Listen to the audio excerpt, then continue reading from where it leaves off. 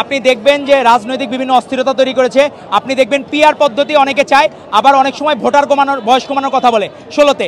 যখন তারা পিআর পদ্ধতি চায় তখন তারা ফার্স্ট ওয়ার্ল্ড কান্ট্রির দুই একটা দেশের উদাহরণ টানে। যখন তারা ভোটার কমানোর কথা বলে, বয়স কমানোর কথা বলে, তখন তারা থার্ড ওয়ার্ল্ড কান্ট্রির উদাহরণ টানে। তাদের কোনো স্ট্যান্ডার্ড তারা মেনটেন করতে পারতেছে না।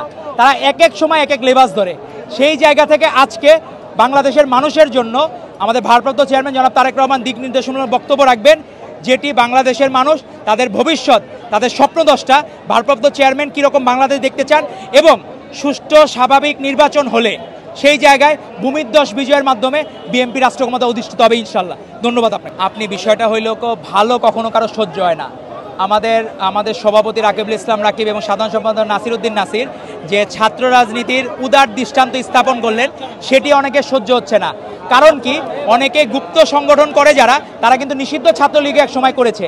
তাদের এজন্য এই ভালো সহ্য হচ্ছে না, কারণ তারা কোনোদিন প্রকাশ্য দিবালোকে রাজনীতি করে নাই।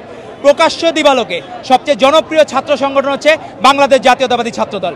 এটি অনেকের গাত্রদাহের কারণ, কারণ তারা চায় না ছাত্রদের জনপ্রিয় হইলে তাদের ন্যূনতম কথা বলার জায়গা থাকবে না।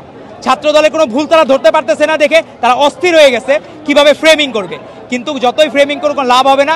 ছাত্রদল ভারপ্রাপ্ত চেয়ারম্যান জনাব তারেক রহমানের নির্দেশনা অনুযায়ী যে সুন্দরভাবে, সুষ্ঠুভাবে, সাংগঠনিকভাবে দক্ষতার পরিচয় দিয়ে যাচ্ছে, এতে বাংলাদেশে আরও বেশি, আমাদের সর্ববৃহৎ ছাত্র সংগঠন থেকে আরও বেশি বর্ধিত হবে ইনশাল্লাহ। আমাদের সংখ্যা কোনো সময় কমবে না। ধন্যবাদ আপনাকে। আজকে স্মরণকালে সর্ববৃহৎ ছাত্র সমাবেশ অনুষ্ঠিত হচ্ছে এই শাহবাগ চত্বরে। কিন্তু আপনি দেখবেন যে এনসিপি আমরা চাওয়ার পরে, আমরা যখন অলরেডি ওয়েল সেট করা, আমরা ঢাকা ইউনিভার্সিটির প্রক্টর আমাদেরকে অনুমতি দিয়েছিল শহীদ মিনারে, তখন এনসিপি তখন চায় যে তারা শহীদ মিনারে করবে। বারংবার আমাদের কাছে তারা আবদার করে।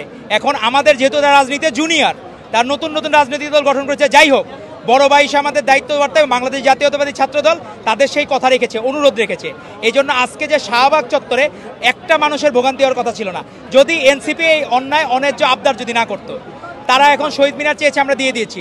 তারপরেও ঢাকাবাসীর কাছে কতটুকু রাজনৈতিকভাবে উদার হইলে বাংলাদেশ জাতীয়তাবাদী ছাত্রদল এবং ভারপ্রাপ্ত চেয়ারম্যানের পক্ষ থেকে আমরা ঢাকাবাসীর কাছে আমরা দুঃখ প্রকাশ করেছি এবং আমরা স্পষ্ট দিক নির্দেশনা দিয়েছি।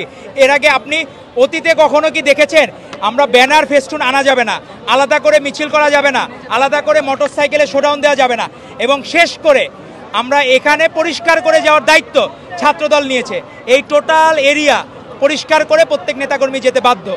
এবং আপনি আরেকটা বিষয় দেখবেন, রাজনীতিতে নতুন ধারা, প্রত্যেকে তার পকেট মানি জমিয়ে পর্যন্ত আজকের প্রোগ্রামে এসেছেন। আজকে 5 থেকে 7 লাখ মানুষ সারা বাংলাদেশের ছাত্রদল নেতারা উপস্থিত হবেন। অনেকে তার পকেট মানি জমিয়ে এসেছেন, অনেকে বাবা মার কাছ থেকে টাকা নিয়ে এসেছেন। এক অভূতপূর্ব ভালোবাসা।